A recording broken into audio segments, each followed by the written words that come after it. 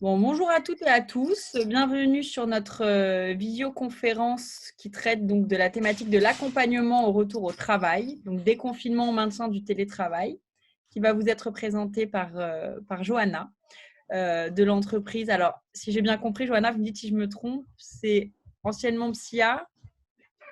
Oui, alors notre société PSIA et le grand cabinet Stimulus Conseil France se sont mariés en plein confinement. D'accord, ok. Alors c'est ça, c'est un mariage. Ok. Voilà, donc nous unissons nos talents, nos forces pour assurer l'activité à partir du mois d'avril. Voilà, c'est officiel, effectivement. Bon, il y a eu des bonnes nouvelles alors pendant ce confinement. Vous avez fêté des choses Ah joyeuses. bah oui. Ok, super. Alors, pour le déroulement de la visio, ça va être une visioconférence interactive, c'est-à-dire qu'on va demander aux participants de répondre à des sondages. Vous verrez à certains moments, Johanna vous l'indiquera. Si vous avez des questions, n'hésitez pas à nous les mettre dans le chat au fur et à mesure.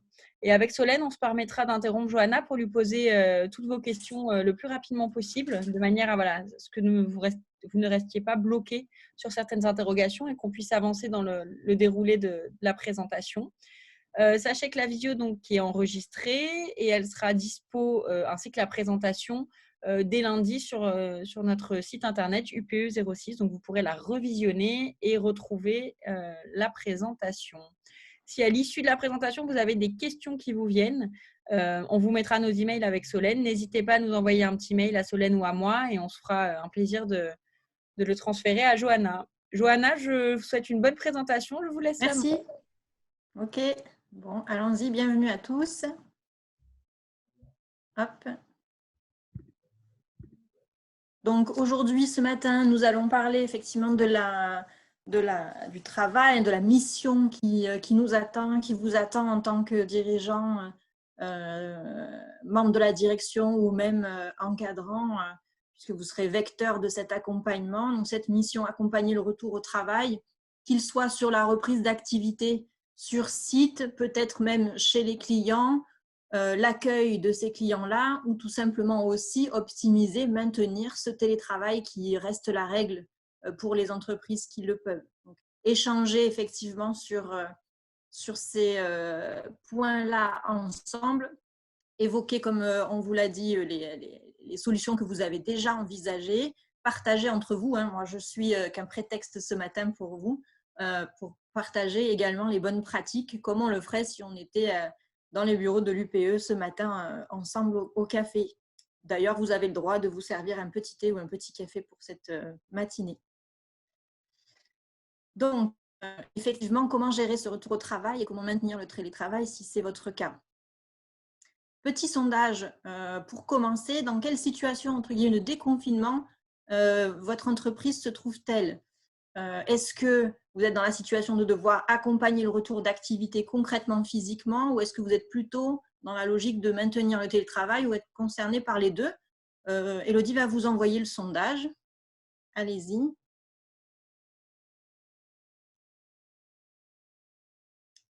Normalement, vous le voyez. Je vous laisse participer. Si c'est un franchement plutôt que l'autre, essayez de choisir entre les deux. Et n'hésitez pas dans l'espace conversation à nous dire effectivement s'il y a des spécificités particulières ou des difficultés particulières qui vous taraudent. Ok, donc pour la plupart d'entre vous, vous pouvez peut-être, Élodie, partager le sondage pour que les gens voient, partager les résultats. Donc, une majorité qui est concernée par les deux problématiques, d'accompagner un retour physique et de maintenir aussi le télétravail. Parfait. Hop, on peut poursuivre, mettre fin au sondage. Alors, ce retour au travail, ce déconfinement, entre guillemets, comme on est en train de le vivre, il faut quand même se rappeler les épisodes, entre guillemets, précédents, ceux qui sont peut-être en cours là, et se dire que ça a pu fatalement créer quelques impacts au sein de votre organisation et au sein des collectifs, pour la bonne et simple raison que ce confinement, évidemment, a été soudain. On n'est pas dans une situation de télétravail anticipée, réfléchie, hein, elle a été imposée, peut-être des fois à des collaborateurs, à des entreprises comme les vôtres, qui n'étaient pas du tout habitués à ce genre de configuration de travail. Il a fallu finalement apprendre à trouver ses repères et ses rythmes assez rapidement. Et peut-être que d'autres l'ont pris de manière un peu plus à l'aise, puisqu'ils avaient peut-être déjà des habitudes de télétravail. Mais en tout cas, ça a été soudain, effectivement, par la nécessité d'apprendre à travailler comme ça de manière assez immédiate, massif, puisque la plupart des collaborateurs se sont retrouvés quasi du jour au lendemain dans cette situation-là, remplis d'incertitudes, parce qu'il a fallu faire des essais-erreurs, hein, s'ajuster au jour le jour. On va en parler aussi avec le lot de contraintes que ça implique en termes de conciliation, notamment vie privée, vie professionnelle. Il y a ceux qui sont confinés, qui étaient confinés de manière isolée, mais d'autres qui étaient en famille. Donc, plus personne ne pourra dire pour la blague qu'on n'a pas vu grandir ses enfants pendant cette crise sanitaire. Ça, c'est sûr. Mais en tout cas, c'est des nouveaux bureaux, des nouveaux collègues de travail que vous n'aviez peut-être pas prévus, que vos collaborateurs n'ont pas prévu d'avoir. Et il a vraiment fallu ajuster les temps de vie, les temps perso, les temps pro, avec tout le lot de difficultés que ça a pu générer en termes d'équilibre de ces temps de vie. Des gens qui vont peut-être continuer à travailler le soir, le week-end, parce que finalement, ils étaient disponibles, ils étaient là, et donc n'ont pas réussi finalement à conserver une frontière la plus imperméable possible entre le travail et les temps familiaux, les temps privés. Donc, on était aussi, parce qu'on avançait au rythme des annonces gouvernementales et des progrès, on va dire, de la médecine. On y est toujours d'ailleurs, on passe une nouvelle étape, mais dans une course d'endurance où on ne savait pas, on avançait de 15 jours en 15 jours, combien de temps ce confinement allait durer. Donc, qu'est-ce qui s'est passé? Les équipes se sont fatiguées, évidemment, avec des contraintes, des enjeux plus forts que d'habitude. Quand on regarde, donc vous allez le voir, je vais vous montrer des statistiques qui ont été faites par l'ANACT, etc. ces derniers temps. Les gens témoignent en fait d'une surfatigue, d'un sentiment d'inefficacité qui n'est pas habituel. Est-ce que vous avez, eu ce type de remontée dans vos entreprises, dans les réunions virtuelles que vous avez peut-être pu organiser? Peut-être, sûrement même. À quoi c'est dû? C'est dû justement essentiellement à cette nouvelle configuration et ce conflit entre guillemets de rôle, maison, travail, et la nouvelle, on va dire, organisation de la répartition de la charge de travail peut-être entre les collaborateurs, qui fait que les gens se sont retrouvés dans une espèce de charge mentale assez inhabituelle, qui crée inévitablement de la fatigue et un sentiment de perte d'efficacité. C'est classique des symptômes de la charge mentale. Vous avez donc peut-être aussi des choses qui se sont bien passées entre les gens, mais peut-être une vigilance à avoir bientôt sur est-ce que j'ai eu des accidents relationnels? Est-ce qu'il y a eu des tensions entre les collaborateurs, entre managers intermédiaires et collaborateurs, qui est dû au contexte de crise, parce qu'il faut apprendre à travailler autrement. Et puis, tout le monde n'a pas le même niveau, on va dire, comme je vous l'ai dit, de charge mentale à supporter et de patience, du coup. Des gens qui peuvent être éprouvés par la conciliation vie privée, vie pro, la cohabitation avec les enfants et la famille fait qu'ils ont beaucoup moins de disponibilité psychologique pour pouvoir rester bienveillant, rester courtois. Ça peut arriver, effectivement. Tout le monde n'a pas vécu cette crise et ce confinement de la même façon. Et donc, dans les conseils que je vais vous donner ce matin, un des plus importants, ça va être vraiment de s'abstenir de tout jugement ou de toute généralité, parce que chacun a vécu les choses à sa manière, chacun a sa propre réalité, et en aucun cas, il va falloir comparer les situations ou les minimiser, ou les comparer à celles que vous avez vécues. Donc, la cohésion d'équipe a pu en prendre un coup, elle a pu aussi évoluer de manière très favorable, avec un renforcement des liens, entre guillemets, ça peut paraître bizarre, mais une humanisation des relations. Vous allez me dire dans le chat si vous êtes d'accord avec ça ou pas, si vous l'avez remarqué. Typiquement, quand je fais une visioconférence avec mes collaborateurs et que je vois que l'un d'entre eux est interrompu par un enfant, un bébé qui pleure ou quelque chose qui peut finalement être assez drôle, peut-être gênant pour le collaborateur, mais assez drôle. Mais mine de rien, ça humanise les relations et peut-être que ça a renforcé certains liens aussi entre les gens ou avec les managers, qui est plutôt la bonne nouvelle, on va dire, de ce genre d'épreuves que nous avons traversées. Donc, de belles expériences, peut-être de nouvelles bonnes habitudes aussi que les collaborateurs ne voudront pas perdre, peut-être de nouvelles idées, de la créativité, une communication plus franche. N'hésitez pas à réagir par rapport à cette diapositive-là. Donc, en matière de déconfinement, ça pourrait ressembler à quoi? Quelques points de vigilance aussi et quelques points à partager avec vos équipes quand vous allez passer des nouvelles étapes de déconfinement. Vous, une direction qui pourrait légitimement avoir la tentation de vouloir rapidement se plonger tout de suite dans l'opérationnel pour des besoins évidemment économiques, mais aussi pour juste l'envie de se remettre dans le bain et de reprendre l'activité. Bien sûr, mais attention, ça ne sert à rien d'aller trop vite, il faut y aller par étapes. Et là, ce que les gens ont besoin aujourd'hui en termes de reprise d'activité, c'est de mettre l'humain au premier plan.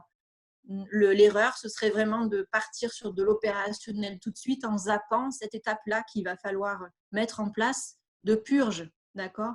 De purge, c'est-à-dire d'exprimer en fait ce vécu-là par rapport au confinement, par rapport à la crise. Quel est l'état d'esprit des gens? Est-ce qu'ils ont des inquiétudes? Donc, évoquer cette entre guillemets convalescence collective avant de se remettre concrètement dans le travail. Et puis attention aux discours qui peuvent être maladroits. Allez, on se remet enfin au travail, fini la récré, on arrête les vacances, etc. Peut-être que vous avez des collaborateurs qui se sont ennuyés, qui peut-être se sont un peu désengagés ou démotivés à l'occasion de cette crise sanitaire. Il n'est pas question de les blâmer parce que ça peut être aussi une réaction défensive d'évitement qui est liée à l'anxiété de la maladie. Mais vous en avez pour la plupart, quand on regarde les études et les stats qui sont faites au niveau national, qui sont rentrés dans des logiques de surtravail, qui ont été énormément fatigués et éprouvés par la difficulté de concilier le travail avec les obligations familiales, en très forte charge mentale, voire en épuisement professionnel à cause de ça. Donc, vous imaginez bien que dans cette situation, le discours qui vise à dire « allez, fini la récré, on se remet au travail », il va passer très, très mal. D'accord ? Donc, faites attention. Tout le monde n'a pas vécu la même réalité. Vous pourriez même être évidemment concerné, et ça, je vous invite à vous renseigner quand même malheureusement, par des gens qui ont vécu la maladie, voire un deuil. Donc, attention aussi à la posture que vous avez par rapport à ça. De la même façon, les clients qui sont comme vous, ils vont tâtonner. D'accord ? Soit ne plus donner de nouvelles, être aux abonnés absents, soit être dans une espèce d'urgence à vouloir rattraper le retard.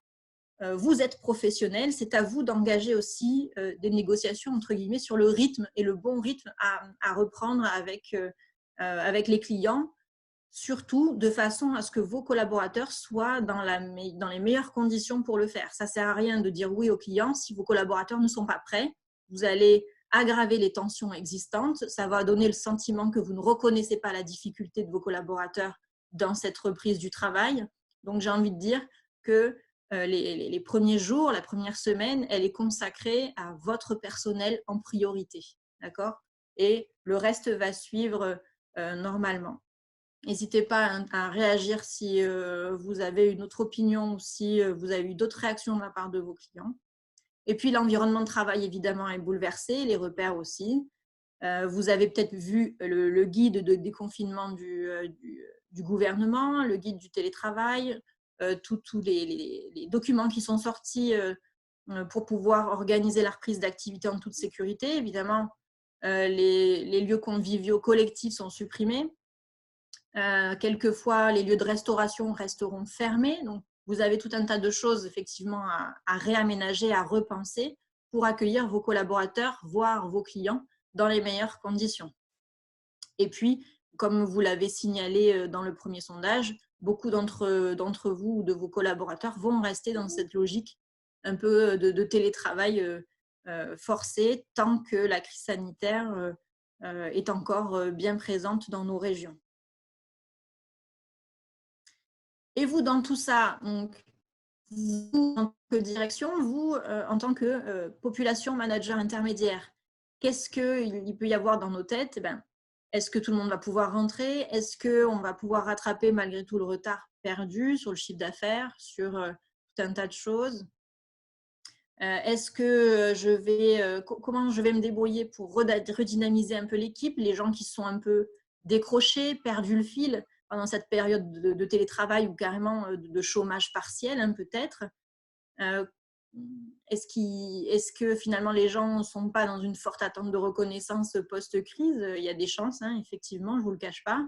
Est-ce qu'il y a eu des tensions dans mes équipes et alors comment je fais pour les réguler? Vous voyez, il y a pas mal en fait de questions qui vont se poser dans votre première étape, c'est-à-dire l'étape de je prends la température de mes équipes et j'essaye de savoir dans quelle situation sont les gens individuellement et collectivement à travers ce que moi je peux faire et à travers ce que les managers sont en capacité de faire pour pouvoir trouver le ton juste pour leur parler et engager cette dynamique de reprise d'activité dans les meilleures conditions. On ne peut pas faire comme si c'était rien passé et comme si on allait reprendre l'activité normalement, évidemment. Alors, est-ce que vous avez déjà mis en place des actions ou que vous avez, quelles sont les actions que vous envisagez? Élodie, vous pouvez lancer ce sondage numéro 2. Et puis, s'il y a des choses qui ne sont pas dans le sondage, vous me les mettez dans l'espace conversation.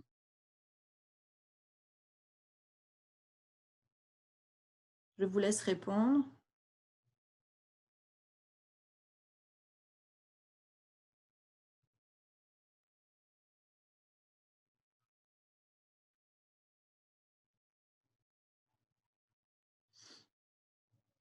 L'entretien individuel, il peut être à distance, hein, aussi.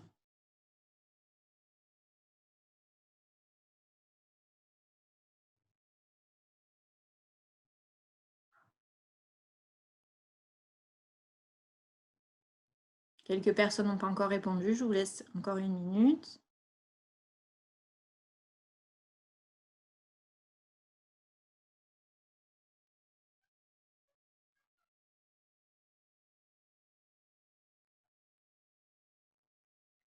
Ok, donc on va pouvoir partager les résultats ensemble. Seulement une personne a pratiqué ou va pratiquer des entretiens individuels, les réunions d'équipe à 22% en présentiel. Pour un tiers d'entre vous, donc les réunions d'équipe virtuelles, les messages mail ou communication de réaccueil collectif et quelques-uns qui n'ont pas encore réfléchi à quel type d'action ils pourront mettre en place. Mais du coup, j'espère que ça va être résolu à la fin de ce webinaire puisqu'il y a énormément de choses à mettre en place. Voilà, voilà. Très bien, on peut arrêter le partage.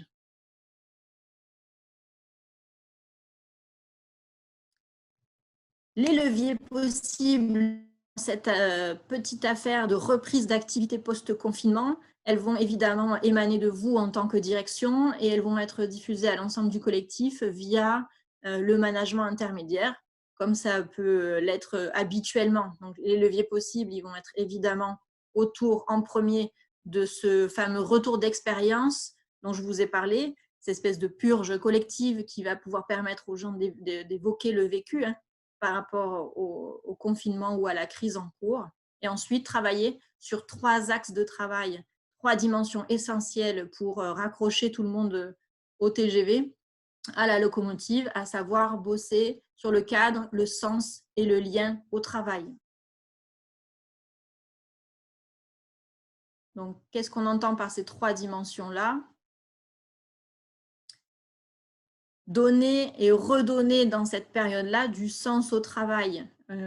Évidemment, il y en a pour qui peut-être vous êtes dans des activités où la problématique du sens n'est pas trop un souci parce que vous êtes dans des activités un peu passion, un peu impliquantes pour les gens. Peut-être dans d'autres activités, c'est un peu moins le cas et vous avez remarqué que les gens étaient un peu décrocheurs par rapport à ça. Donc, il va falloir trouver dans votre discours cette dimension-là de partager les nouveaux enjeux pour votre entreprise, les embarquer avec vous dans les impératifs que vous avez. Alors, c'est différent de mettre la pression, hein, évidemment.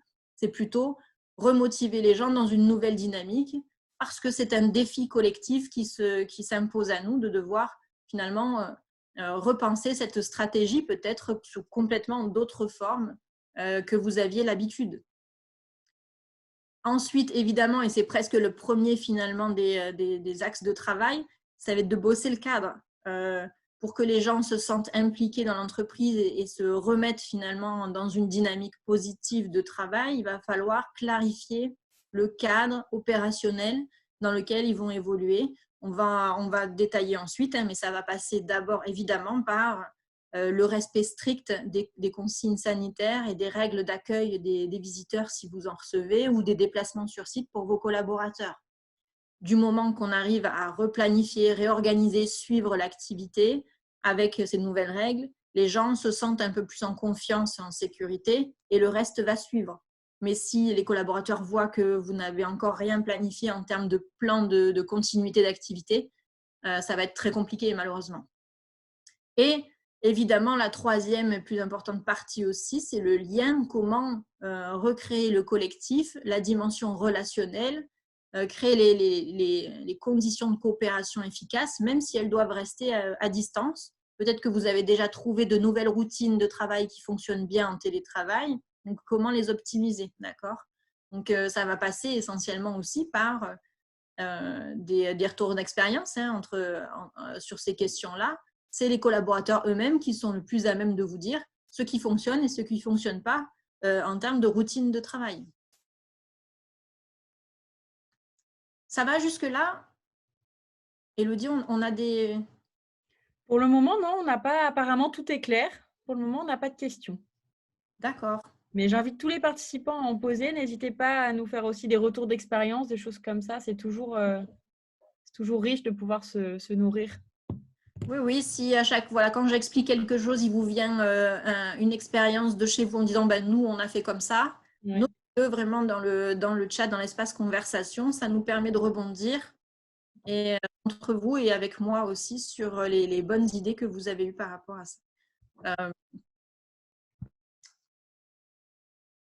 Sur le cadre, donc justement qu'il va falloir remettre en place, comme je vous ai dit, la première des priorités avant de reprendre quelle que soit l'activité, avant de reprendre, ça va être de préserver la sécurité évidemment des collaborateurs et aussi des clients utilisateurs que vous allez peut-être recevoir. Maintenir le management à distance quand il est nécessaire et du coup développer l'organisation adéquate, d'accord, avec l'évolution finalement des annonces que l'on va avoir. Qu'est-ce que vous devez savoir par rapport au cadre? En termes de communication, alors pour ceux qui n'avaient pas trop réfléchi aussi à des plans de déconfinement ou de plans de continuité d'activité, vous pourrez aussi vous servir un peu de ces bases-là que je vous donne pour le construire et construire une communication auprès de vos collaborateurs. Vous aurez le support, en tout cas une synthèse du support à l'issue de ce webinaire ce matin. Donc, il y a l'aspect communication. Leur donner toutes les infos nécessaires en lien avec la pandémie. Vous avez, et peut-être que vous connaissez déjà, mais sur le site du gouvernement et aussi très bien fait sur le site de l'INRS, plein de brochures et d'articles qui ont été faits, de fiches détaillées sur l'aménagement des locaux, sur tout ce qu'il va falloir mettre dans le plan de continuité d'activité. Vous avez les liens vers les affiches que vous allez pouvoir télécharger et afficher dans les locaux sur les gestes barrières, sur tout ce que la communication du gouvernement a pu mettre en place. Donc, tout ça, il va falloir se l'imprimer, l'afficher partout, mettre en place évidemment les moyens qui sont liés aux gestes barrières. Annoncer dès le départ, effectivement, la reconnaissance du comportement et légitimer aussi la crainte du retour par rapport à la crise, c'est normal. Évidemment, cibler les canaux et les lieux dans lesquels cette communication va être la plus importante et la plus efficace.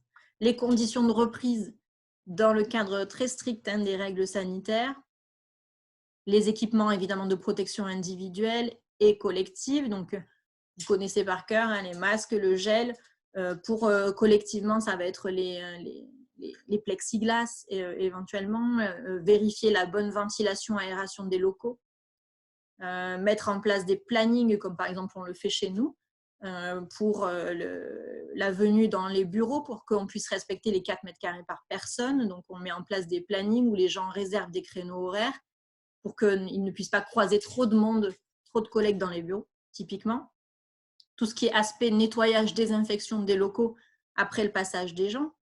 Vous avez énormément de choses. Le protocole d'urgence aussi, si vous avez un collaborateur qui présente des symptômes, quelle est la marche à suivre. On a entendu, je ne sais pas si c'est passé, mais on n'a pas encore le fin mot de l'histoire, ou si vous l'avez, dites-moi-le dans le chat, mais le gouvernement a commencé à évoquer la responsabilité pénale de l'employeur en cas de contamination sur le lieu de travail à partir du déconfinement. Bon, ça pose question, hein. Donc, effectivement, si ça devient une réalité et que votre responsabilité peut être engagée, clairement, il va falloir prouver, si ça devait arriver devant des prud'hommes un jour, que vous avez mis en place toutes ces choses-là pour éviter que ça n'arrive. Vous n'êtes plus dans une obligation de résultat absolu, mais vous êtes dans une obligation de moyens. D'accord ? Donc, la mise en place de cette communication et de ces conditions d'hygiène, elle est juste essentielle du point de vue de la santé, mais aussi du point de vue de votre responsabilité pénale. Valoriser aussi en termes humains les bons comportements en lien avec les consignes, du feedback positif aux salariés pour ceux qui appliquent bien les consignes, ceux qui permettent aussi d'améliorer le dispositif. Et bien sûr, évidemment, l'exemple de circonstances. Vous ne pouvez pas vous permettre d'avoir le masque sur le menton ou pas de masque du tout, ou de ne pas respecter les gestes barrières quand tout le monde essaye de le faire. Donc attention, vous êtes un miroir, évidemment. Les gens vous regardent pour savoir comment eux-mêmes se comporter. Ça va là-dessus? Est-ce que vous étiez au point sur ces préconisations-là déjà? Vous en aviez pris connaissance? Certains ont déjà mis en place déjà tout ça? Dites-moi oui, non dans l'espace chat. Ou si quelqu'un veut prendre la parole directement, peut-être, vu qu'on est en petit comité. José qui nous dit oui. José, est-ce que vous avez un micro? José? Vous nous entendez? Oui, on vous entend, nous, José. Ah, bon. Bonjour à tout le monde. Bonjour. Donc oui, nous, on est une société de 200 personnes et je suis le directeur des opérations, de la production. Et effectivement, en collaboration avec le top management, on a déjà mis tout ça pour une reprise le 18. Le côté effectivement humain, on l'a pris en considération puisqu'on a voulu faire ça en progressif et on a décidé de réintégrer 35% de la masse salariale sur le mois de mai et 60% sur le mois de juin. Est-ce que vous avez des inquiétudes ou encore des craintes qui remontent des gens sur des choses qui ne leur semblent pas encore bien ficelées, ou ça va? Non, ça va. Ce qu'on a pu avoir comme point d'amélioration qui nous a été remonté, c'est que pendant la phase de confinement, pour les personnes qui étaient à 100% en activité partielle, il manquait un peu de visibilité malgré tout. Donc ça, c'est un point qu'on a essayé de corriger, ce qui n'est pas évident effectivement en tant que manager. Sinon, grosso modo, pour le personnel qui a un peu débuté, c'est des cas limite, une dizaine de personnes, ça semble aller dans le bon sens et relativement clair. Bon, super. Est-ce que vous, ou ceux qui nous écoutent aussi, vous avez pu savoir de manière assez simple si les gens avaient été impactés physiquement, émotionnellement par la crise sanitaire, avaient connu la maladie, pour eux, les proches, ou pire, des deuils? Est-ce que c'est des informations que vous avez?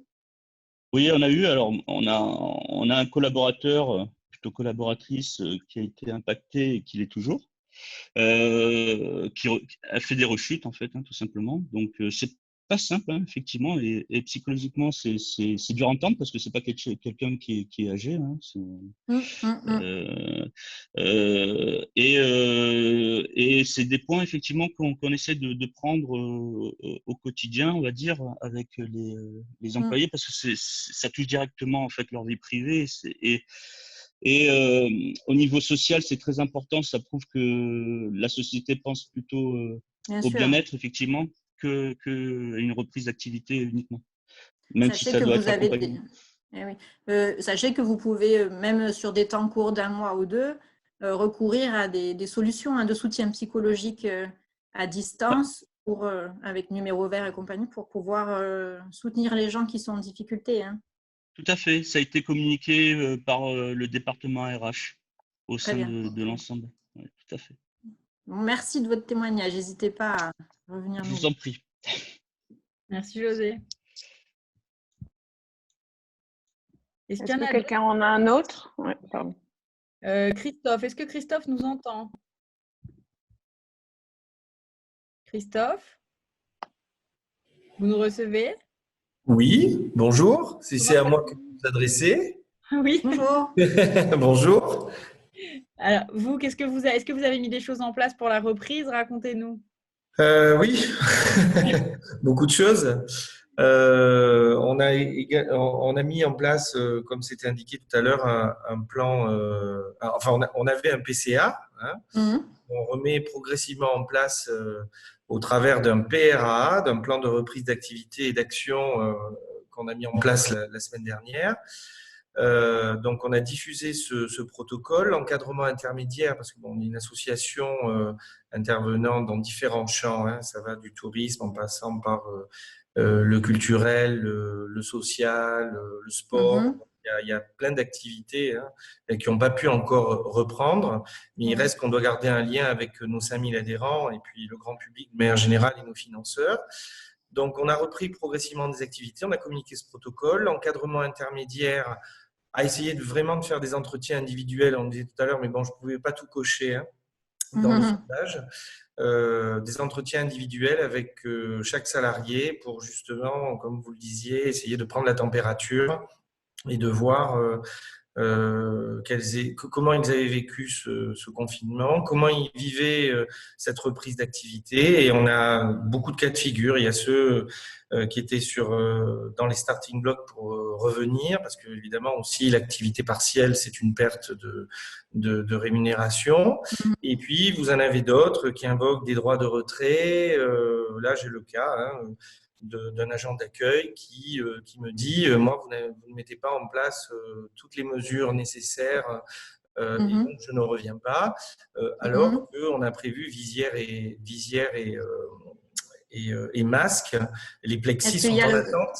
Le Pardon ? plexi, oui. Voilà, les plexis sont en attente, ils sont bloqués, on devait les recevoir lundi, puis ils sont bloqués chez Géodis, donc on va aller les chercher.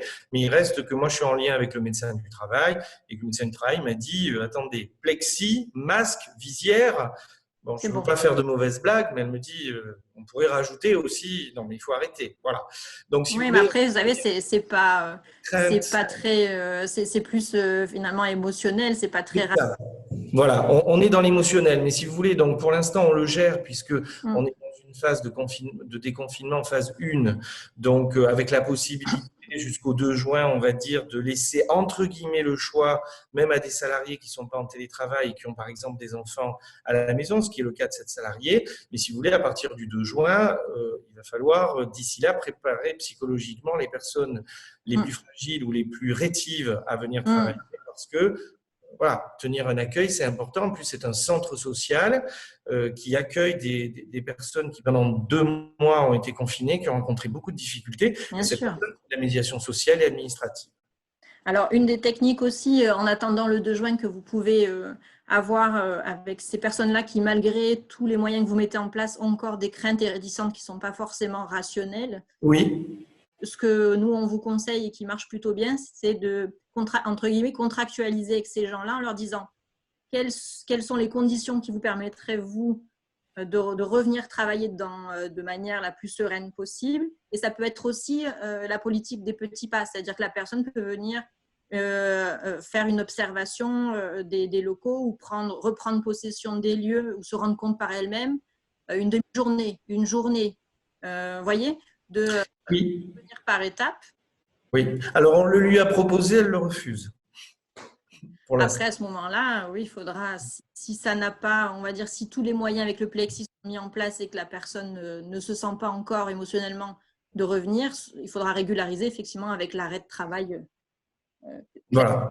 Bon, c'est un cas particulier. Ça peut arriver, ouais. Après, l'autre difficulté, c'est de gérer les suspicions de Covid. Là, on a un salarié qui avait des vomissements, qui est parti hier soir. Le médecin pense que c'est là aussi une réaction émotionnelle parce qu'elle avait des craintes de revenir au travail. Mais ceci dit, on va faire passer un test pour bien s'en assurer. Et en attendant, voilà, c'est compliqué à gérer pour les salariés qui restent. Tout à fait, parce que vous ne pouvez pas, effectivement, dans cette ambiance-là, il vaut mieux en faire trop que pas assez, on va dire. C'est ça, oui. Voilà, il faut que vous soyez dans une politique, effectivement, de test si vous en avez la possibilité, même si, de votre point de vue, ça ne sert pas à grand-chose, parce qu'on peut se dire, oui, je fais le test et puis demain, je peux me contaminer, donc ça ne sert pas à grand-chose. Oui. Ça sert essentiellement à envoyer des messages très positifs aux gens et à restaurer la confiance. Donc, Voilà. ça, c'est important. Mais c'est pas facile pour nous, managers, parce que voilà, tout le monde se plaint et nous, on n'a pas le droit de se plaindre. Évidemment, c'est un peu comme quand il y a des restructurations, des changements, vous vivez les angoisses en double. Vous avez les vôtres, vous avez vos propres préoccupations, vos propres craintes aussi par rapport à vos proches ou vous-même, et vous devez gérer les collaborateurs en plus et en plus faire bonne figure. Donc, c'est ça. C'est très compliqué. C'est pour ça que quand je parlais aussi de soutien psychologique à distance via des plateformes que la direction peut solliciter, ne serait-ce que sur un mois, eh ben, ça permet aussi d'avoir ce genre de discussion avec un professionnel qui n'est pas le conjoint, qui n'est pas un ami, qui ne saurait peut-être pas bien répondre à vos préoccupations et sans être jugé. Donc, c'est quand même quelque chose de non négligeable dans cette période pour apporter du soutien justement à ces managers aussi, qui sont au front et qui ont le sentiment de ne pas pouvoir se plaindre, alors que c'est faux. Oui. Je retiens cette idée parce que bon, notre protocole est une synthèse d'une dizaine de protocoles différents parce qu'on intervient dans le sport, la culture, l'éducation. On a mis en place des services de garde pour les personnels mobilisés par la crise pendant le confinement également. Et donc, on est accablé de référentiels, de guides, de chartes, de doctrines, de vadémécum. Enfin bon, on a fait une synthèse de ces 10 ou 12 documents et la diarrhée administrative continue en ce moment. Et par contre, je n'avais pas retenu les numéros verts et on va le rajouter dans notre protocole à la fin de cette réunion. C'est quand même essentiel. Tout à fait. Parce que voilà, les gens vont pouvoir s'en saisir pour pouvoir vider un peu leur sac sans des collègues ou même de son conjoint, voilà, qui n'est pas forcément la bonne personne pour ça. Oui, c'est une très bonne idée en effet. Ok, on avance. Merci. Je vous en prie.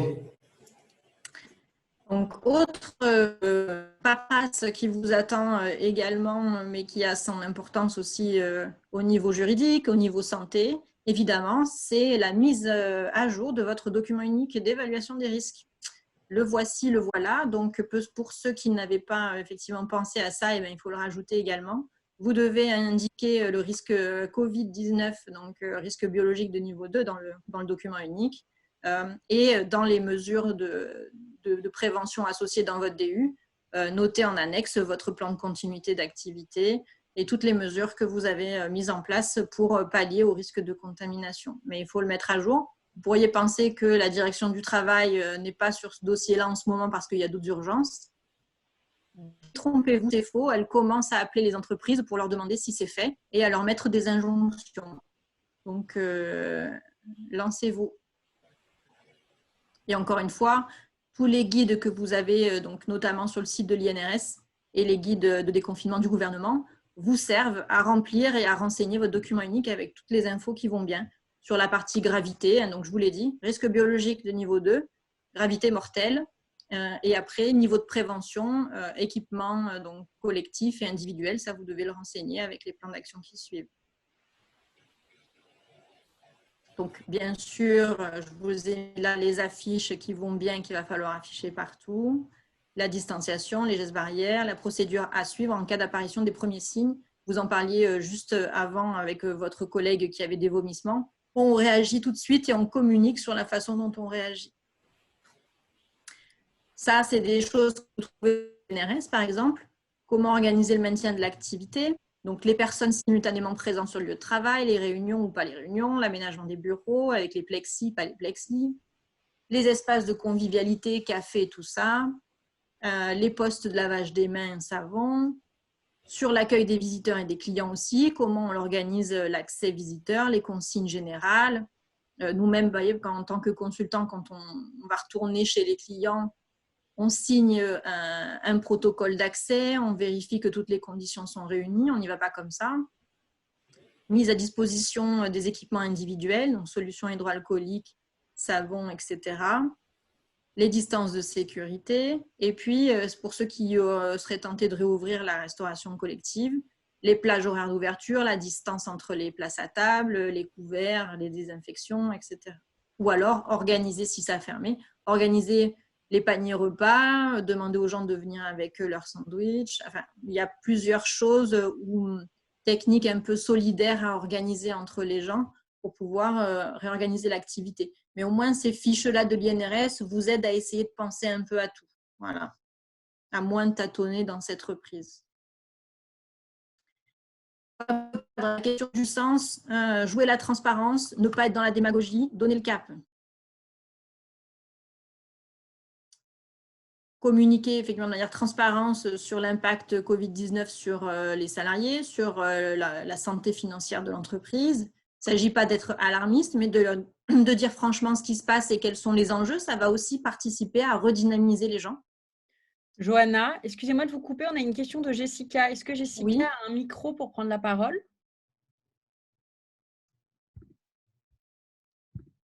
Bonjour. Oui, bonjour Jessica. Bonjour, je voudrais savoir si, alors nous on a mis pas mal de choses en place, comme vous les avez citées, pour la reprise d'activité. On a certains collaborateurs qui poursuivent en télétravail, soit par volonté, parce qu'ils ne se sentent Essayez de monter le son parce que je vous entends de très très loin. Là, vous m'entendez mieux? Non. Non, j'ai monté le son pourtant. C'est bien, vous me redirez, mais allez-y Jessica. Donc, je voulais savoir si on devait tenir un tableau chaque semaine pour savoir qui continue en télétravail ou qui reprend en présentiel, puisqu'on l'a fait pour savoir qui allait revenir pour mettre en place nos mesures de sécurité, de distanciation, etc. Et est-ce que légalement, il faut le tenir à jour toutes les semaines pour savoir vraiment qui fait quoi? Je pense que légalement, ça ne va pas aussi loin dans le détail. C'est plus pour vous, en fait, parce que vous devez effectivement vous assurer que tout le monde ne va pas se pointer au même moment au bureau. Parce que vous ne pourrez pas maintenir les distanciations physiques, les 4 mètres carrés par personne, etc. Donc, il faut éviter au maximum que les gens se croisent. C'est pour ça, par exemple, chez nous, Psia Stimulus, on a mis une espèce de doodle en place interactif, où les gens vont sur le calendrier de la semaine et sélectionnent un critère, un créneau horaire et ils se positionnent comme ça, on sait quoi. On peut venir en toute sécurité au bureau ou pas. D'accord. Je vous inviterai à prendre quand même ce type de précautions pour éviter des couacs au niveau distanciation physique. D'accord. Merci. Donner le cap du coup sur éventuellement la révision évidemment des objectifs individuels et collectifs. Qu'est-ce qui va changer évidemment si vous aviez des objectifs commerciaux, ce seront évidemment plus les mêmes. Et donc attention évidemment, j'en ai parlé en introduction, aux discours malheureux, aux attitudes managériales pour être possible. Les vacances sont finies au boulot. Ou être plus dans l'évitement en ayant peur d'évoquer ces sujets.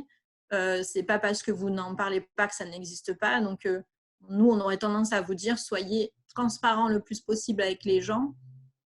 En tant que manager aussi, sur vos propres inquiétudes ou votre propre angoisse, ça va aussi bizarrement rassurer les gens, savoir que vous avez aussi des préoccupations par rapport à ça, au niveau famille, au niveau perso. Ça vous rend plus humain, entre guillemets.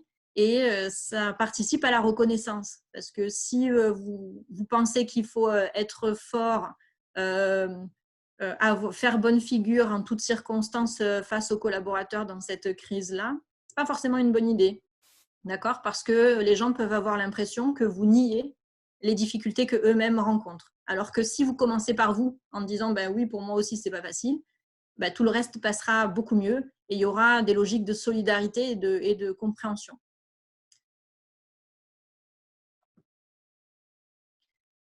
Sur la question du lien, donc comme je vous l'ai dit, favoriser l'expression du vécu. On ne reprend pas l'activité sans cette purge-là, virtuelle ou en présentiel, de se dire, bon, alors comment on a vécu les choses, qu'est-ce qui s'est passé, est-ce que vous avez traversé plusieurs étapes, Oui, par exemple, chez Stimulus, nous organisons, comme là on le fait en visioconférence, des ateliers de groupes de parole, par groupe de 5-6. Et puis du coup, les gens peuvent, avec un psychologue, évoquer toutes les émotions et le vécu par rapport à ça.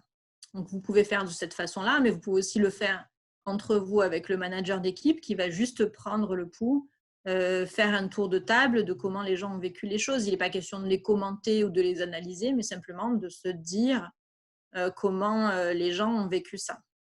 C'est important pour qu'ils puissent passer à l'étape suivante, en fait. Témoigner de la reconnaissance, être capable, en entretien, en visio, au téléphone ou en présentiel, de repérer les gens fragilisés, ceux qui ne s'expriment pas, ceux qui s'expriment peu, ceux qui sont trop connectés, ceux qui répondent, vous voyez, autant ceux qui sont dans l'évitement et l'isolement que ceux qui seraient trop disponibles. Voilà, les deux attitudes sont louches de toutes les façons. Et la capacité, du coup, à prévenir les éventuelles tensions. Donc, sur l'expression du vécu et des émotions, quelqu'un qui serait un peu vindicatif ou qui démontrerait de la colère par rapport à cette reprise d'activité, il faut bien vous dire que la cause peut être une frustration, un sentiment d'injustice et donc il se met en situation de défense. Quelqu'un, comme vous me disiez, le monsieur qui est intervenu, qui me disait que sa collaboratrice à l'accueil ne veut pas revenir, elle se sent en danger, elle a peur, donc elle est dans une logique de fuite. D'accord ? Est-ce qu'il y a des choses qui peuvent la rassurer ? Est-ce qu'elle-même doit verbaliser quelles sont les conditions dans lesquelles elle peut reprendre, parce qu'il va falloir qu'elle reprenne, donc elle-même verbalise ce qui lui manque à son avis comme moyen de protection, de voir si c'est négociable, acceptable ou si ça ne l'est pas. Ce qui serait dans la tristesse, peut-être que c'est lié à une perte, que ce soit concrètement de quelqu'un, mais ça peut être aussi de la perte de repères, tout simplement, ou le fait de ne pas pouvoir se projeter dans cette nouvelle réalité qu'on va vivre longtemps encore avec des masques et de la distanciation sociale. C'est dur à avaler pour tout le monde, cette nouvelle réalité. Quelqu'un qui serait dans la joie et l'optimisme, donc parfait, qui aurait envie de partager, de célébrer et qui serait frustré peut-être d'être dans la même équipe que quelqu'un qui se sent en danger ou en colère. Vous voyez, les tensions, elles peuvent être liées à ça, à la différence de vécu des gens. Et la seule façon d'éviter les tensions, c'est de permettre à ces personnes de se rendre compte de la différence des vécus et donc de le partager ensemble, que ce soit en virtuel ou de manière sécurisée en présentiel en réunion. Il faut que cette parole puisse être libérée pour que je puisse comprendre que ma collègue n'a pas du tout vécu la même chose que moi. Moi, je suis plutôt dans l'optimisme et j'ai envie de vite retravailler, de partager des choses sympas. Et moi, si je peux rester en télétravail et ne pas revenir tout de suite, ça m'arrange. Il faut être capable d'avoir cette ouverture d'esprit-là. Donc, nécessité de faire la part des choses, accepter et de reconnaître l'émotion des gens et éviter absolument le jugement. Oh, tu exagères, tu as tort, tu dramatises. Tout ça, c'est des phrases qu'il ne faut absolument pas dire parce que vous n'êtes pas dans la tête des gens et vous ne savez pas ce qu'ils ont vécu ou leurs peurs qui sont légitimes ou pas. Ça, personne ne peut juger malheureusement. Évitez de proposer vos solutions qui ne sont pas les siennes. Mais obliger les gens à exprimer quelles sont leurs conditions de reprise pour pouvoir voir si elles sont réalisables ou pas. Et la politique des petits pas pour pouvoir avancer ensemble. Ça, ce sont les lignes classiques de stress ou de gens fragilisés qu'on peut être amené à repérer au niveau cognitif, dans la difficulté de se concentrer, de faire des erreurs, des oublis, d'être hyper émotif, irritable, nerveux, angoissé, d'être dans des logiques d'évitement, de fuite. Par exemple, des gens me disaient la semaine dernière, on était choqués, notre collègue, on a voulu reprendre, on a repris un peu le travail. Au moment de midi, elle nous a dit qu'elle ne voulait pas manger avec nous, qu'elle partait. On peut ressentir ça comme du rejet, ça n'est pas du rejet, c'est de la peur et de la protection. Donc, il ne faut pas juger les gens là-dessus. Et au niveau physique, toute la somatisation qu'on a peut-être pu connaître en période de confinement, les tensions dans le dos, dans les migraines, dans la fatigue, le trouble du sommeil.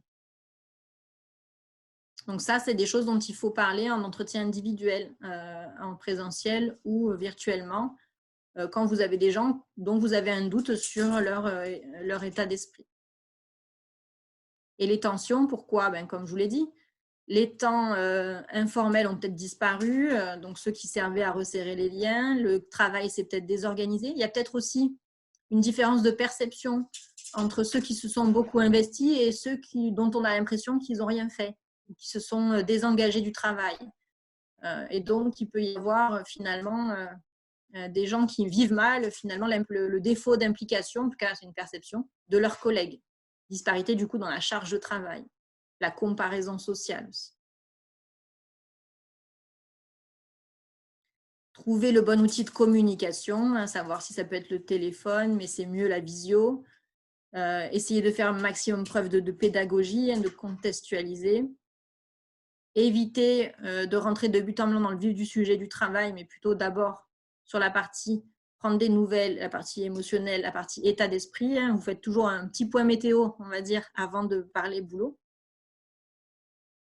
Et si on sent que certains collaborateurs, effectivement, sont un peu remontés ou qu'il y a un échange un peu tendu, faire le premier pas, essayer un peu de détricoter qu'est-ce qui s'est passé pour désamorcer rapidement la situation. La restauration du bien-être dans l'équipe, elle peut passer par 3 grands leviers, l'inclusion, l'influence, l'ouverture. Je me ressens appartenir au collectif, j'ai une influence positive sur ce qui se passe au sein du collectif, je me sens confiant. Quelques exemples, quelques conseils qu'on peut vous donner. Organiser la réunion de rentrée pour ceux qui ne l'auraient pas encore fait. Réaffirmer le projet de l'équipe, ça peut être aussi à réinventer, un projet de service, un projet d'entreprise. Peut-être qu'il y a des nouvelles idées aussi qui sont apparues et c'est tant mieux. Organiser des temps de co-développement, c'est ce que je vous ai dit, l'échange de pratiques, le groupe de parole, les espaces de discussion pour pouvoir faire du retour d'expérience sur ce qui a été vécu autant sur la partie crise sanitaire, mais que sur la partie travail tout simplement aussi. Organiser si possible la solidarité entre les personnes en termes de charge de travail, d'appui opérationnel. Pourquoi pas aussi d'aide au transport ou j'en sais rien. Prendre soin des personnes nouvellement arrivées qui ne sont peut-être pas encore bien intégrées. Ça peut arriver d'avoir intégré des nouvelles personnes en plein confinement, c'est un peu galère. Si vous avez d'autres idées ou d'autres choses que vous avez faites et qui ne sont pas notées là-dedans, notez-les dans le chat ou prenez la parole, comme ça on capitalise les bonnes astuces ce matin. L'influence, impliquer l'équipe dans les règles de fonctionnement, dans le respect des consignes, faire respecter les règles, être à l'affût effectivement des règles, du respect des règles de distanciation, des règles d'hygiène. Qu'est-ce qu'on voit en ce moment? Il y a plein d'articles qui sortent là-dessus. On voit qu'il y a des tensions entre les gens. Par exemple, les gens se font regarder de travers quand ils ne mettent pas le masque. Donc, en fait, ce que j'ai moi comme cadre de référence de ce que doit être l'hygiène est différente du cadre de référence de mon collègue. Et si j'ai personne qui arbitre et qui met un cadre sur qu'est-ce qui est acceptable ou pas dans les locaux de travail, les gens vont être amenés à se juger entre eux. Et ça, vous êtes sûr que ça va partir en hockey choral. Donc, vous devez arbitrer plus que d'habitude sur le respect des règles. Réaffirmer, rassurer les gens sur leurs compétences. En cette période de déconfinement, où les gens ont été un peu isolés, mis à mal, il peut y avoir ce qu'on appelle le sentiment d'incompétence, où les gens ont le sentiment qu'ils n'arriveront plus à reprendre le boulot comme avant, à se mettre dans le rythme, et c'est peut-être une réalité au début. Mais il faut redonner confiance, il faut réaffirmer les compétences de chacun, reconnaître les efforts qui ont été faits et commencer à mettre les gens sur des petits projets. On est sur la politique des petits pas aussi, un des objectifs, en collaboration avec des collègues, même à distance, pour pouvoir redonner cette confiance. Trouver le moyen en toute sécurité de trouver un nouveau fonctionnement de moments de convivialité pour recréer du lien. Et impliquer l'équipe sur l'organisation opérationnelle. Ne pas hésiter à leur donner la parole sur les décisions que vous êtes amenés à prendre par rapport à la nouvelle façon de travailler avec les clients, l'activité. Ne faites pas les questions et les réponses. Prenez le temps d'organiser des séances de brainstorming sur les meilleures façons de faire. Donc, si on essaye de schématiser un peu les différentes étapes proposées, préserver la sécurité physique et mentale des salariés. OK, il y a eu la période de confinement. Maintenant, il y a la reprise. Au moment de la reprise, ce que je vous ai dit, c'est organiser la purge, la réunion collective. L'idée est de reconnaître et partager le vécu, libérer la parole, faire du retour d'expérience, mettre en lumière les nouveaux fonctionnements à construire. Donc, ça peut être par métier, par catégorie, ça peut être par chaîne d'interdépendance des métiers, le commercial avec l'opérationnel, etc. J'ai une idée plus précise de l'état d'esprit de mon équipe. OK, j'ai des rituels individuels à mettre en place à intervalles réguliers pour restaurer la relation manager-manager, traiter les sujets importants, déterminants, monter en compétences et en autonomie, apporter du feedback positif sur ce qui s'est passé et les efforts qui ont été faits et éventuellement détecter les signaux faibles. Et ensuite, on a des rituels collectifs à mettre en place. Justement, traiter les infos, écouter collectivement, montrer aux gens qu'on n'a pas tous la même façon de voir les choses, et puis organiser le déploiement des nouvelles directives, tout simplement. Et de la même façon qu'en individuel, les efforts à reconnaître et détecter les signaux faibles de ceux qui ne s'expriment pas trop ou qui sont en retrait. Ça va là-dessus? Qui ne dit mot consent? Ça a l'air, hein? Les 3 étapes du retour d'expérience dont je vous parlais. 1. Expression de chacun sur le thème retenu sous 2 angles. Comment j'ai vécu tel sujet, ce que j'en ai retenu en plus et en moins. Analyse, identification des éléments de convergence, ce que les gens ont collectivement vécu de la même façon et ce qui est différent. Quelles sont les améliorations possibles? Et du coup, on en arrive à la mutualisation de peut-être des actions correctives à mettre en place ou à repérer des bonnes pratiques. Voilà comment vous pouvez animer cette réunion collective de purge, de reconnaissance en fait, du vécu. Dites si ce n'est pas clair. Maintenant, pour la partie télétravail, je vous partage l'étude STAT de l'ANACT qui est récemment ressortie. 88% estiment disposer de l'équipement numérique suffisant. 80% presque ont vu quand même les activités redéfinies, 70% les objectifs, au moins partiellement. On peut se dire, du coup, c'est une bonne chose, heureusement que ça a été revu, mais quand même, du coup, c'est un changement de repère. Et 80% estiment avoir la possibilité de s'adapter, d'adapter les horaires pour répondre aux contraintes personnelles. Ça, c'est hyper important. Si on vous dit que 14 heures, c'est mieux parce que les enfants sont à la sieste, il faut essayer d'adapter aux contraintes personnelles des collaborateurs pour la réunion. D'accord ? L'animation de ce télétravail, 48% ont le sentiment d'une moindre efficacité au travail, ce que je vous disais. 50% s'estiment plus fatigués qu'à l'accoutumée. Et 45% ont le sentiment de travailler plus. Donc, vous voyez, dans ces conditions-là où on a des fortes proportions de difficultés, on ne peut pas dire aux gens, fini la récré, on se remet au boulot.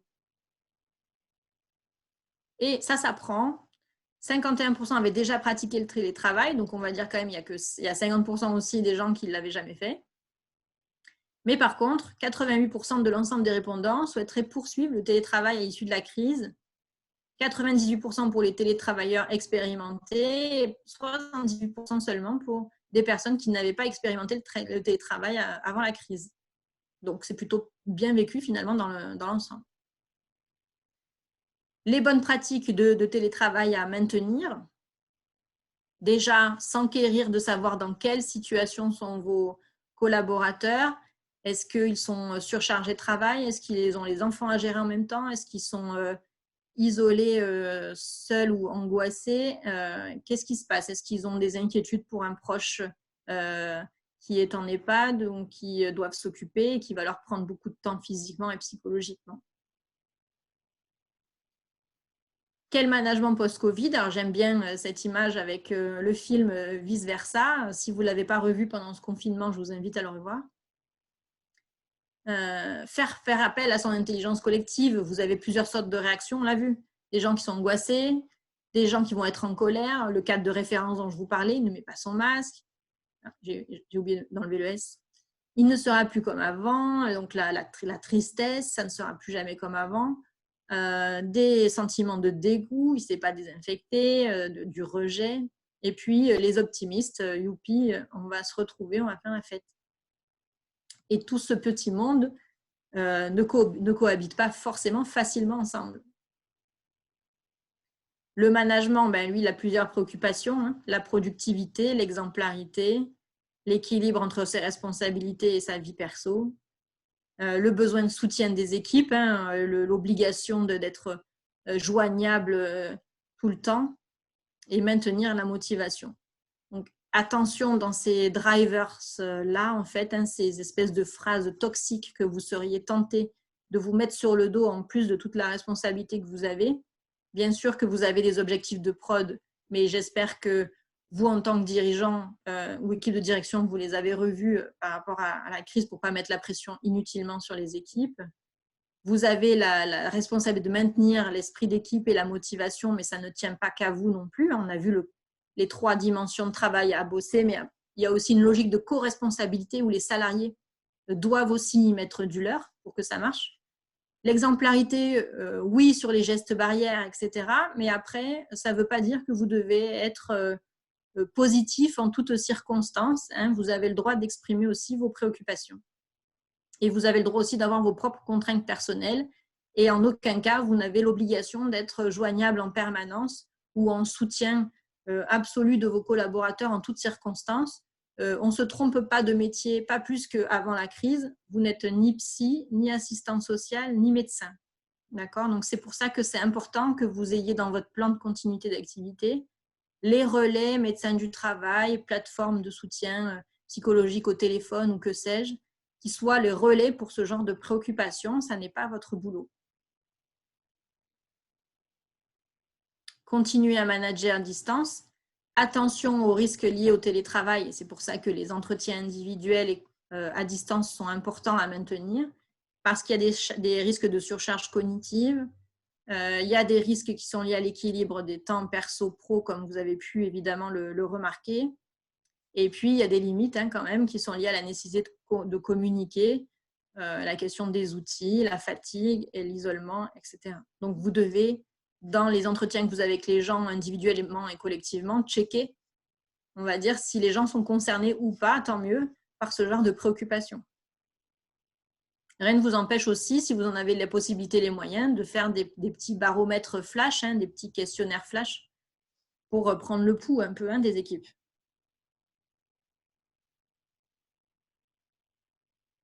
Les bonnes pratiques, rappeler les règles effectivement associées au télétravail, notamment en termes de temps et de rythme de travail.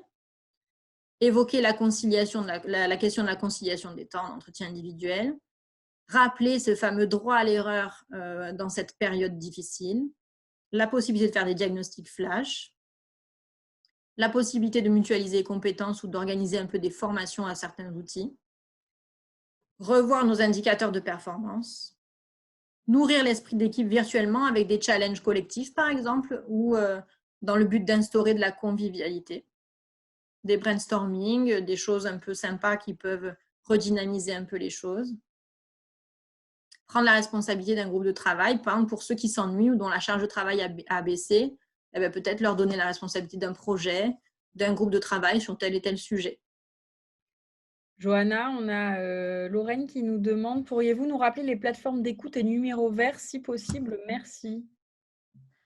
Après, vous en avez plusieurs, évidemment, qui sont à votre disposition. Il faut regarder un peu. Je ne suis pas là pour vendre ma soupe, du coup, mais évidemment, vous avez celles de Psya et de Stimulus qui sont à disposition. Il suffit d'aller sur les sites internet, mais vous pouvez aussi vous renseigner peut-être via vous, à l'UPE 06 aussi. Peut-être que vous avez des relais à indiquer. Vous avez peut-être aussi à demander à la médecine du travail dont vous dépendez. Peut-être qu'ils ont des partenaires et des liens aussi à vous indiquer. Le gouvernement aussi, je crois, sur le site du gouvernement, il y a sûrement, ils ont mis sûrement en lien des plateformes aussi qui sont à destination du grand public. Il y avait des plateformes aussi gratuites pour les soignants. Il faut regarder un peu sur ces sites-là spécifiques Covid-19. Johanna, si on va sur… Là, je suis sur le site. Il y a le site de Psya, par exemple. Est-ce qu'il y a une page avec les numéros? Alors, les numéros ne sont pas accessibles comme ça puisqu'ils sont en fait spécialisés à une entreprise. C'est un numéro dédié qu'on va vous donner. Ah, d'accord. Donc, en fait, il faut prendre contact avec l'entreprise, envoyer un mail de contact et ensuite, on va vous rappeler pour vous proposer un numéro dédié pour vos salariés pour 1 mois, 2 mois, la période que vous souhaitez. C'est pour ça que vous pouvez effectivement regarder un peu partout qu'est-ce qui est la bonne formule pour vous. D'accord. Lorraine, ça te convient comme réponse? C'est OK pour toi? Lorraine, tu nous entends? Oui, alors, tac. C'est bon. Ouais, Oui, on merci t'entend. pour la réponse.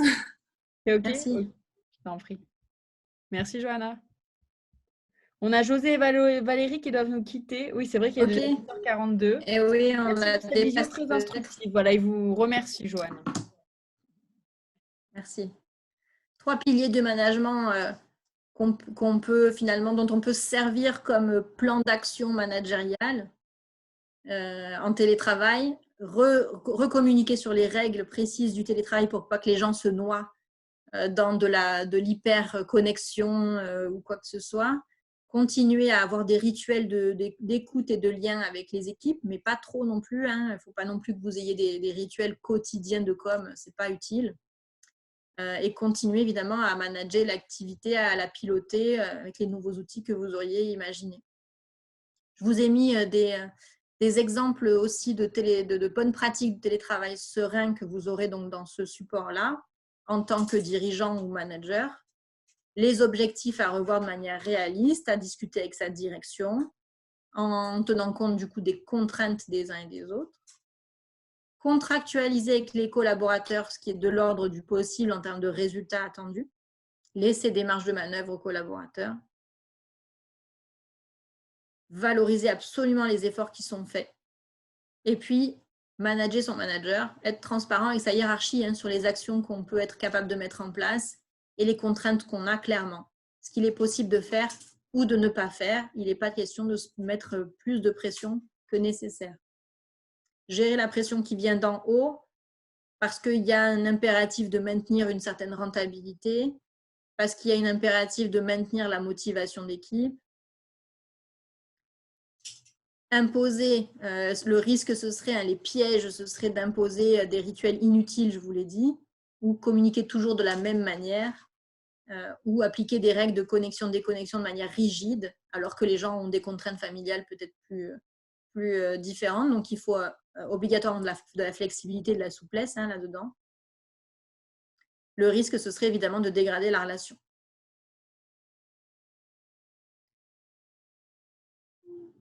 Structurer un planning hebdomadaire de communication, prévoir des réunions d'équipe, des temps d'échange informels, des briefs courts. Par exemple, chez nous, on a des réunions d'équipe pour parler boulot, mais on a aussi des cafés virtuels en fin de journée pour parler d'autres choses et recréer du lien. Vous voyez, donc, il y a plusieurs objectifs finalement et les gens ne sont pas obligés de se connecter, ils se connectent s'ils veulent. Convenir en équipe de plage précise de temps de travail, temps de repos, temps d'échange. Pardon, une grosse faute là, c'est vilain. Mettez EZ à disposition un canal d'information, un espace où les collaborateurs peuvent aller chercher l'info. Je ne sais pas si c'est possible, des fois vous êtes dans des petites structures, vous avez peu de moyens, mais un espace où les gens peuvent aller se renseigner évidemment. Gérer la pression qui vient d'en bas. Donc, attention, je vous ai dit, les phrases toxiques, les injonctions, répondre aux besoins de soutien des équipes tout en gérant sa propre anxiété. Répondre aux besoins d'équité aussi, de justice entre les gens qui ne se sentent pas égaux et qui du coup vont être en tension les uns avec les autres parce qu'ils estiment qu'il y a de l'injustice.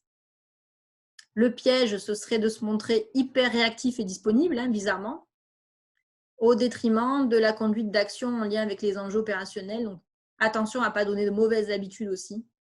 Le piège, ce serait de sortir de son rôle de manager en apportant un soutien qui serait plus de l'ordre de l'affectif débordant. Ça n'est pas votre métier non plus. Attention, veillez à bien mettre le cadre et les limites et de le verbaliser avec les gens concrètement. Et essayer de cacher qu'on est soi-même stressé par la situation, ce n'est pas une bonne idée non plus. Exprimez aussi vos inquiétudes et vos préoccupations en tant que manager, absolument. Sinon, qu'est-ce qui vous guette? La fatigue et l'épuisement et le sentiment de perdre la confiance de l'équipe. Prévoir des plages de disponibilité pour les collaborateurs en dehors des moments d'équipe.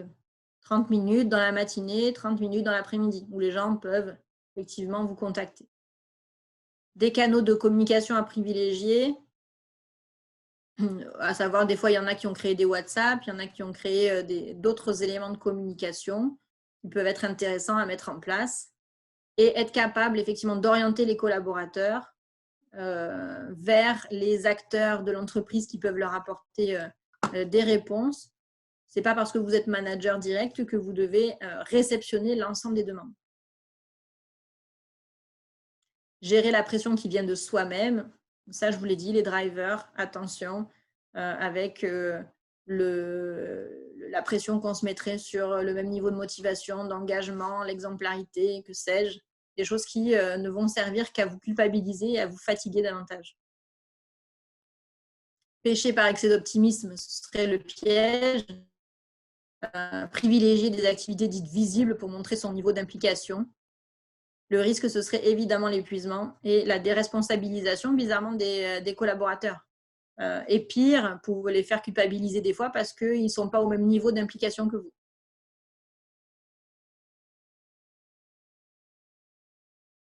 Prioriser, évidemment, vos tâches. Ce qui est le maître mot dans cette période de confinement qu'on a connue pour ne pas perdre pied, c'était la to-do list. Le cerveau a besoin de se projeter et de faire des projets pour ne pas angoisser. Donc, c'était la solution numéro 1. Et planifier sa journée, sa semaine. Et planifier aussi les temps de repos et planifier les temps de déconnexion où on est off et on ne s'occupe que de soi.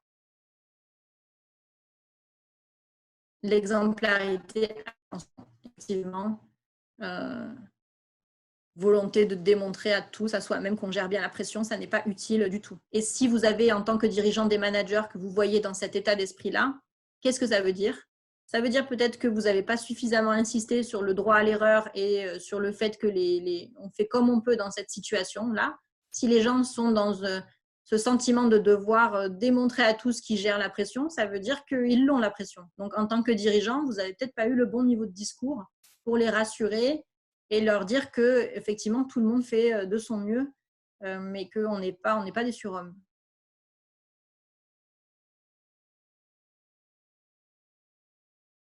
Exprimer ses appréhensions en tant que manager et définir des critères.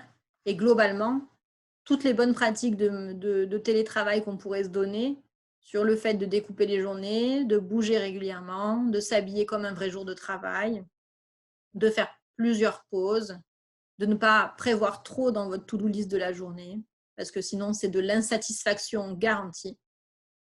Réapprendre à essayer de se concentrer, ça veut dire négocier aussi avec l'entourage, communiquer avec l'entourage sur des plages de non-disponibilité, valoriser les efforts de chacun, s'aménager si on peut un espace de travail à soi. Voilà les enfants, ce que j'avais un peu à partager avec vous. Allez-y maintenant, il y en a qui ont un peu de temps, si vous voulez prendre la parole ou avoir des questions par rapport à ce qu'on vient de se dire. Si vous avez le sentiment de ne pas avoir appris grand-chose, félicitations, ça veut dire que vous aviez bien tout anticipé. Et donc, ça a pour but de vous rassurer ce matin. Merci beaucoup, Johanna. Je crois que vous avez été très claire. Donc, on en a quelques-uns qui ont dû nous quitter parce que généralement, ils se prévoient un créneau d'1 heure. Du coup, ils sont partis. Mais tout le monde vous remercie. Voilà, une vidéo très instructive, très claire, complète. On nous demande la présentation. Donc, elle sera en ligne sur le site de l'UPE dès lundi avec l'enregistrement de la visio. Lorraine dit « Merci beaucoup, Johanna. Très juste, instructive. » Bon, parfait. Compliment. Tant mieux. Donc, effectivement, ils auront le support et le replay. Super. Ok, parfait. Et puis, je l'avais déjà écrit au début. Christophe Tassano, merci pour cette présentation très éclairante et complète. Vraiment bravo, l'un des meilleurs web ateliers. Oh la vache. Merci. Merci Christophe. Et de toute façon, si jamais, donc pour les participants, si vous avez des questions, parce que des fois ça arrive, qui arrivent après coup, après la visio, n'hésitez pas à me les envoyer, ou à Solène ou à moi. On les transférera à Johanna avec grand plaisir. Raphaël, Voilà, dans l'attente de se retrouver en présentiel pour un autre atelier. pour de vrai. Merci beaucoup, Johanna, en tout cas. Merci à tous les participants. Johanna, je vous laisse nous envoyer mais vous me l'aviez déjà envoyé, peut-être la présentation. Oui, on l'a déjà. C'est bon, on a tout alors. C'est OK. Je vais vous l'envoyer parce qu'il y avait des coquilles, je vais les corriger. Ah, d'accord. Bon, OK, super. Merci tout le monde. On vous souhaite une bonne Merci. journée. À bientôt. Bonne journée à tous.